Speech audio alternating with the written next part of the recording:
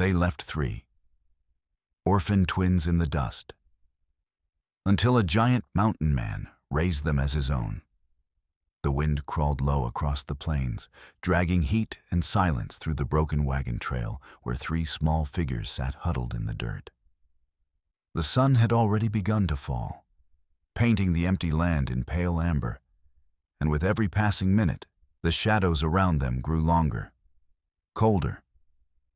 One of the children whimpered, a sound too faint to stir even the crows circling overhead. Their clothes were torn, their faces streaked with dust and dried tears. No one was coming back for them. Not the men who'd burned their wagon. Not the mother who'd fallen trying to shield them. Not the lawman who'd turned his horse the other way. The smallest boy clutched a ragged piece of cloth, what had once been his mother's scarf, and tried to hold it against his sister's cheek to keep her from crying. That was when the ground trembled softly beneath their feet. A shape emerged from the heat haze, a man on foot broad as a doorway, his beard streaked with gray, his hat pulled low. He carried no gun, only an axe slung across his back and a bundle of wood strapped to one shoulder. The twins stared, unsure if he was real or something sent by the dying day. He stopped a few yards away, eyes scanning the horizon before settling on them. "You alone?" he asked, voice deep and cracked from disuse. The eldest, a girl of maybe 6, swallowed hard. "We was," she whispered. He looked past them, at the scorched wagon, the empty canteens, the tracks leading nowhere. "Ain't right," he muttered. Kneeling, he took the boy's trembling hand in his own calloused palm. "You got names?" "Ellie," said the girl. "This is June. That's Sam." The man nodded slowly. "Well, Ellie, June, and Sam," he said. "Looks like the world done forgot about you. But I don't reckon I will." From the pouch on his belt, he pulled a crust of bread, broke it clean, and handed it out, 1 piece each. They hesitated, then ate with quiet desperation. He rose again, the wind catching his coat like a flag. "Ain't no home here," he said, glancing back at the horizon. "Come on now, you're coming with me." And with that, the giant mountain man turned toward the north ridge, 3 small figures following his shadow through the dying light. Into a world that didn't yet know it was about to learn mercy again, night came with no stars. Only the dull orange glow of embers from a dying campfire and the sound of coyotes far off beyond the ridge. Asa Boone sat beside the flames, sharpening his axe with slow, deliberate strokes, while the 3 children slept in a pile of old blankets he'd carried from his cabin. His face was a map of quiet storms, creases carved by loss, by too many winters spent speaking to no one but the wind. He hadn't planned on stopping that day. He hadn't planned on saving anyone again. But when he'd seen those small figures sitting beside the wreck, something deep and half-forgotten had moved inside him, the same way a broken bone aches before the rain. Ellie stirred first, lifting her head, her eyes wide and watchful. "You ain't gonna leave, are you?" she asked. "No," he said. "Not less you want me to." She shook her head and settled back down, her small hand still holding his coat sleeve. Asa stared into the fire, remembering another night long ago, the smell of smoke, the scream that never left his ears, the fire that took his wife and the son she carried. Since then, he'd chosen silence over people, the high ridge over the valley. But now he'd brought trouble down from the ridge in the form of 3 hungry hearts that already felt like ghosts he couldn't let go of. He reached for his pack, pulled out a rough can of beans, and stirred it into a pot with a wooden spoon he'd carved years ago. When June woke, she blinked at the firelight and whispered, "You got a horse?" "Had one," he said. "Died last winter. Guess I walk now. Pa used to say a man without a horse ain't a man." Asa gave a half smile. Then I reckon I'm half. The boy, Sam, stirred at that, mumbling something in his sleep about bread. Asa glanced toward the stars, though the clouds hid them still. "You'll have bread come mornin'," he said under his breath, not sure if he was talking to the boy or to the ghosts of his own promises. He looked at the three small faces, one freckled, one pale, one smudged with ash, and something inside him steadied. "You lost everything," he murmured, voice soft as the wind through dry grass. "So did I. Maybe that means we start over." The fire crackled, and for the first time in years, Asa Boone let it burn past dawn. By morning, the frost had melted from the grass, leaving thin trails of steam that curled around Asa Boone's boots as he led the three children along the rocky ridge toward his cabin. The sun rose behind them like a slow fire, and for a moment, even the land looked half awake. Ellie walked beside him, clutching a small piece of twine she'd found, her bare feet dusty but steady. June carried a tin cup filled with water Asa had scooped from the creek, and Sam stumbled now and then, his hand gripping the back of Asa's coat to stay upright. "Ain't much further," Asa said, though the climb ahead looked endless. The girl glanced up. "You live alone?" "Always have," he said, "but a cabin's big enough if folks don't mind the quiet." "We don't," she said quickly, and her voice, thin but certain, made something old and tired in Asa's chest shift like thawing ice. They reached the crest by noon. His home stood there, rough-hewn logs, stone chimney, smoke curling from the hole in the roof where rain always found its way in. It wasn't much, but it had walls, and for the first time in a long while, it would hold more than silence. Asa lifted Sam into his arms and carried him across the threshold. "Ain't never had kids in here before," he said. "Guess I'll have to start remembering what to feed 'em." Ellie smiled. "Mama said men who forget how to laugh start dying from the inside." Asa set the boy down gently. "Then I reckon I been dead a while." He opened a trunk near the hearth and pulled out a coarse wool blanket, torn but clean, and laid it over the floorboards. "That'll do till I fix beds." The children gathered close to the fire as he stirred the pot from last night's beans, the smell of salt and smoke filling the room. Outside, the wind pushed through the pines, whispering like old secrets. Asa watched them eat, small hands cupped around tin bowls, faces softening under warmth. For the first time in years, the sound of chewing and soft laughter filled his cabin. He leaned back in his chair, exhaling through a faint smile. "You're safe now," he said quietly, though mostly to himself. "Ain't no one taking what's mine again." But beyond the ridge, a rider watched from the valley, his badge catching the light, already marking the trail that would lead to Boone's door. The snow melted quick under the rising sun, leaving the plains slick with mud and water that shone like glass. Cole rode ahead, Nisa behind him wrapped in a blanket, her dark hair whipping loose in the wind. The silence between them stretched long and heavy, filled only by the creak of leather and the rhythm of hooves. When they stopped at the ridge, he pointed to the horizon where red stone bluffs cut across the sky. "Your people there?" he asked. She nodded. "Beyond river? If they see you, they come fast." "Let 'em," he said. "Ain't done nothing wrong?" "To them," she replied softly. "Wrong can wear your face." Cole met her gaze, then turned back to the trail. "Then I'll ride honest." By noon they reached the river crossing, the air warm and still. He helped her down, their hands brushing, both pretending it didn't matter. She knelt by the water, washing the blood from her arm, her reflection trembling on the surface. "My father think I dead," she said quietly. He pray for my spirit. When he see me with you. She looked up, fear flickering through her calm. He think I belong.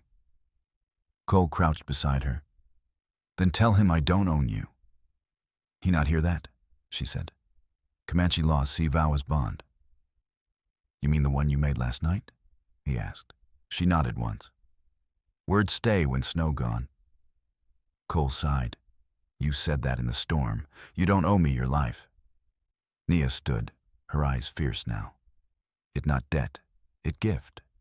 You not understand gift? He opened his mouth, then stopped. Her voice wasn't angry, just true. They rode on, and when the sun dropped low, the red hills rose ahead like fire against the sky. Smoke drifted from distant fires, drums echoing faintly through the canyons. They close, she said. You should go back. Cole shook his head. Not till I see you safe. If they kill you, then they'll have to try hard. She gave him a long, unreadable look.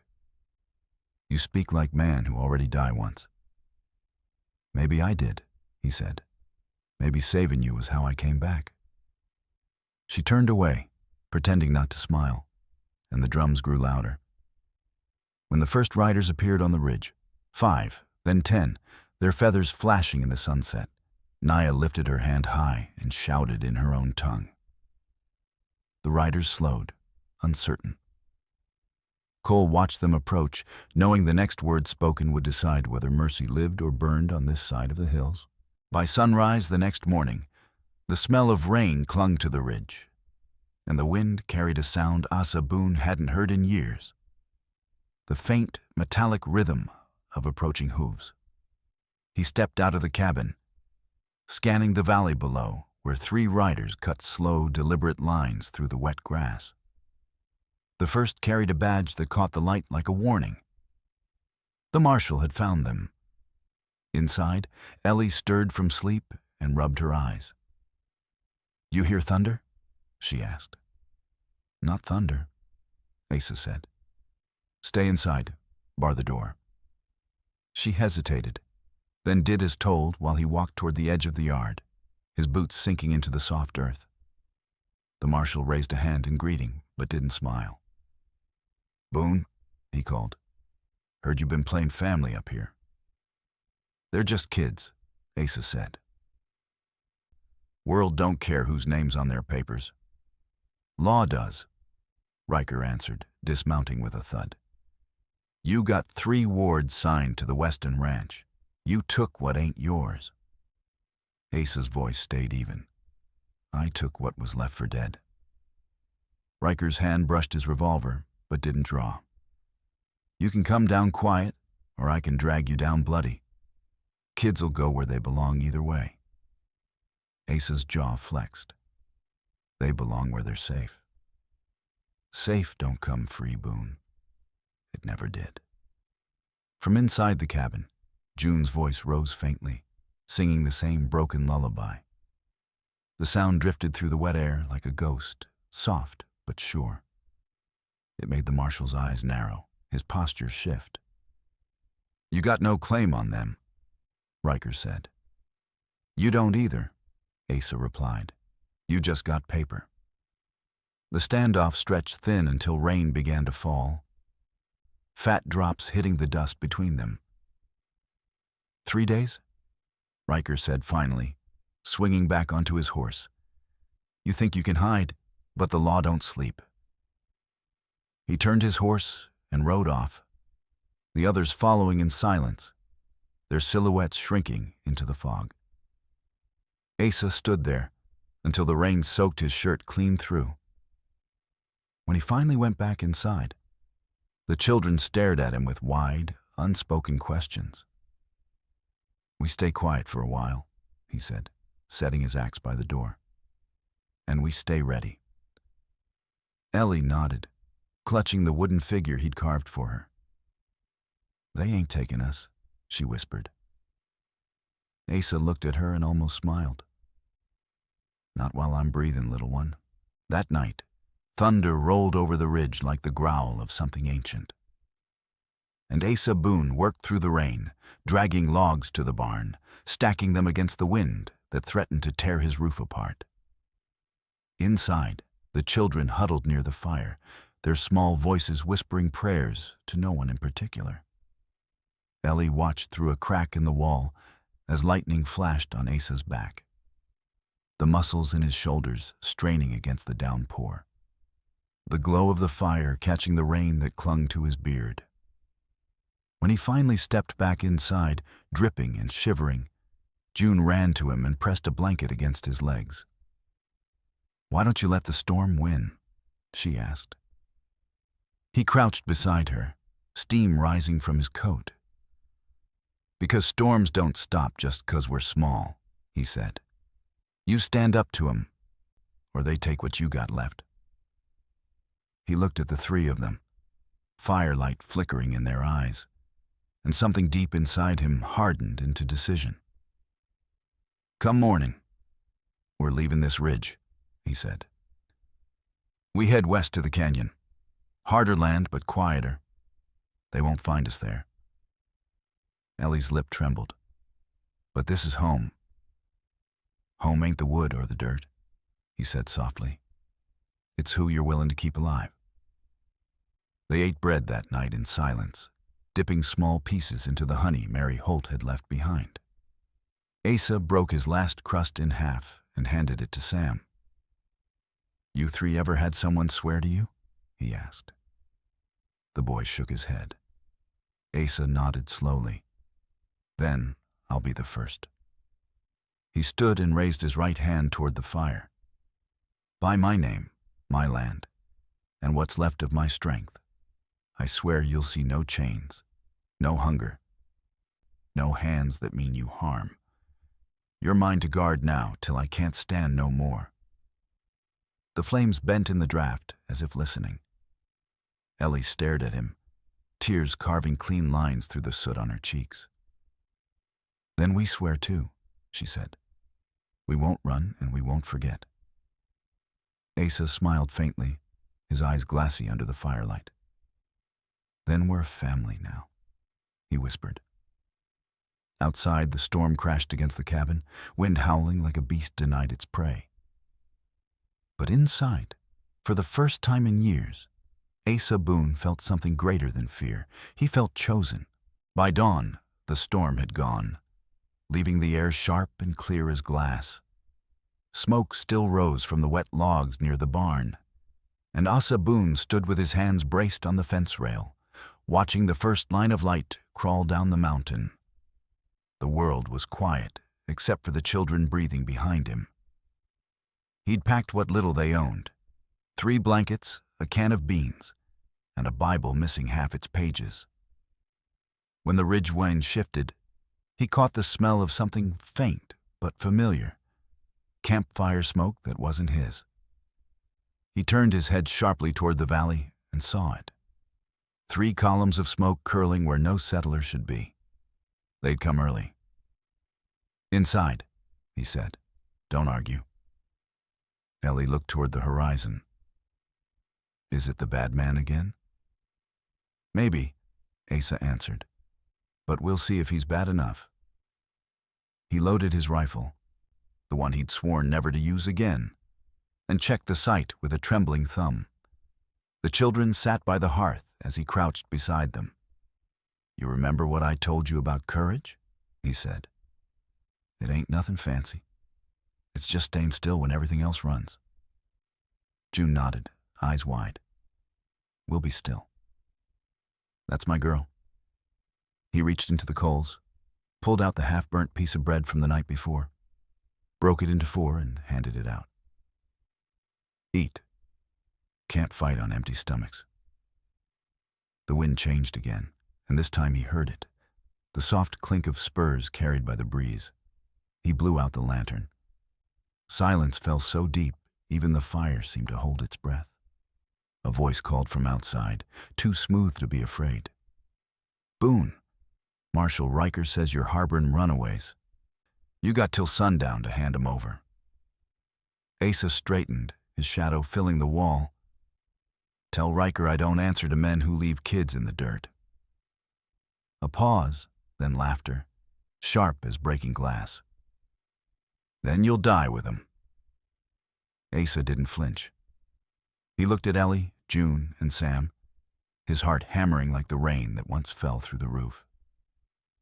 Then so be it, he whispered. But they'll live to see the sun. He stepped out into the morning, rifle ready, the red light rising behind him like judgment. Asa Boone stood at the gate while the late light bled down the ridge, and the valley below held its breath. The rifle across his chest, less a weapon than a vow.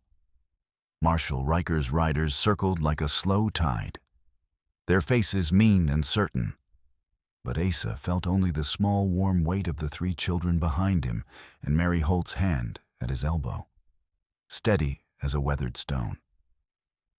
The marshal dismounted with a clack of iron and a sneer that didn't reach his eyes.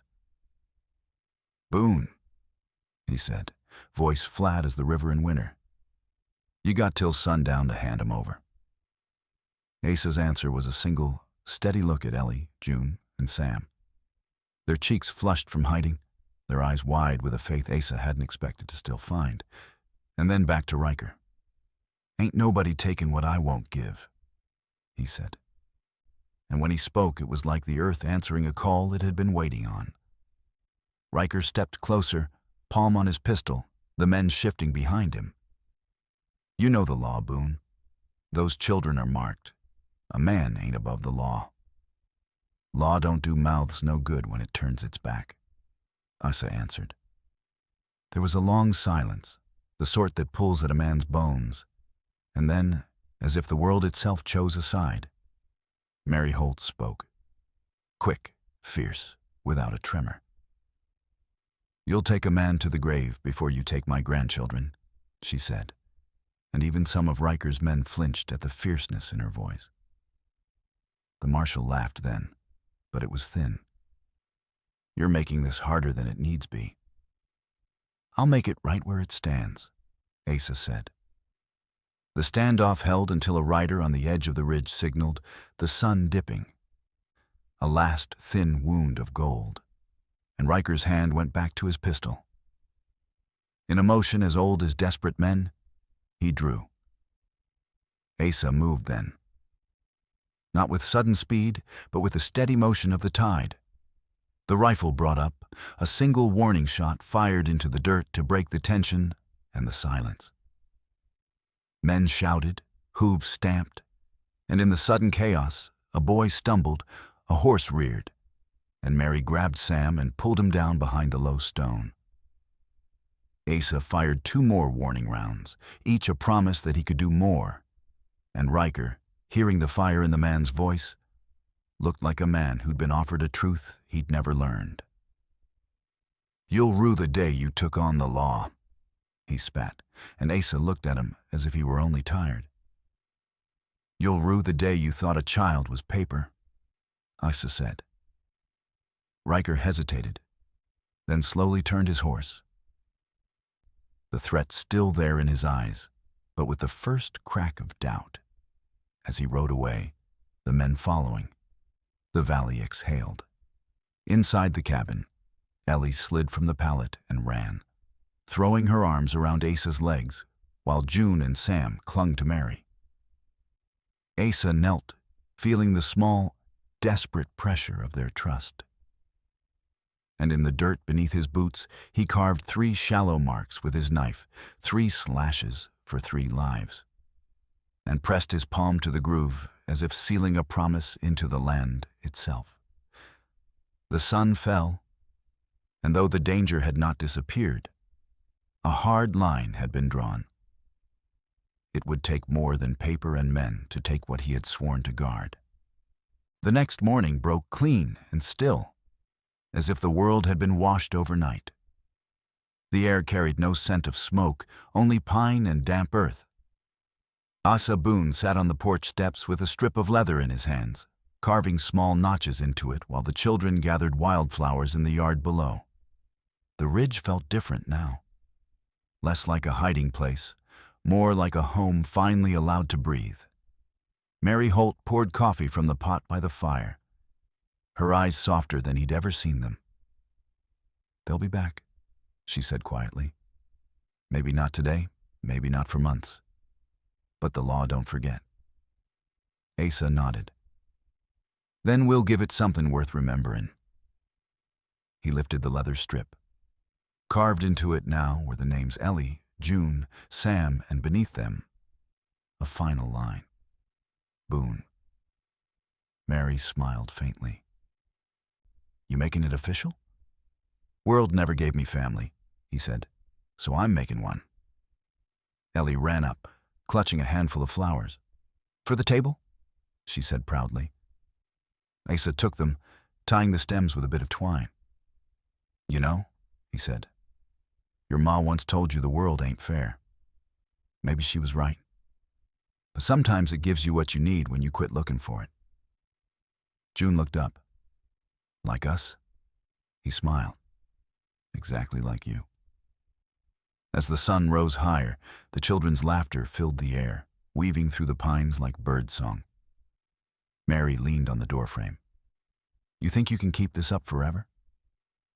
He looked at her, eyes distant but sure. Forever's just one good day at a time. Down in the valley, the faint trail of riders' dust shimmered, but never came closer. They'd seen enough to know this land wouldn't bend again. Asa turned his gaze back to the cabin, to the smoke curling soft and steady, to the sound of the three voices calling his name as if it had always belonged to them. He took a deep breath, the kind that felt like a prayer, and whispered, "Guess the ridge finally has a heartbeat again." The wind picked up, carrying that sound down through the valley where justice had once lost its way. And this time, it carried peace instead. By evening, the ridge glowed with the color of burnished copper, the kind of light that made even the scars of the earth look holy. Asa Boone stood outside his cabin, with a chisel in his hand and a plank of cedar propped against the fence. The children watched from the steps, quiet, their faces golden in the last stretch of sunlight. Slowly, Asa carved each of their names into the wood: Ellie, June, Sam, and beneath them, one more, Boone. When he finished, he wiped the sawdust with his sleeve and set the sign above the gatepost. "There," he said softly. "Now this place knows who it belongs to." Ellie tilted her head. "It belonged to us?" "Every bit of it," Asa said. "Ain't no paper or badge that can change that now."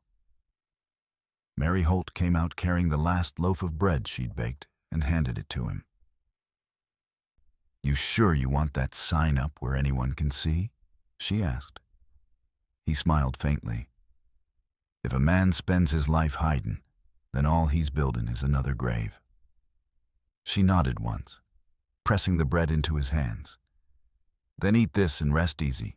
You've earned one quiet night." The twins ran to the fence, chasing a moth that glittered in the dying light, while Sam tugged on Asa's sleeve.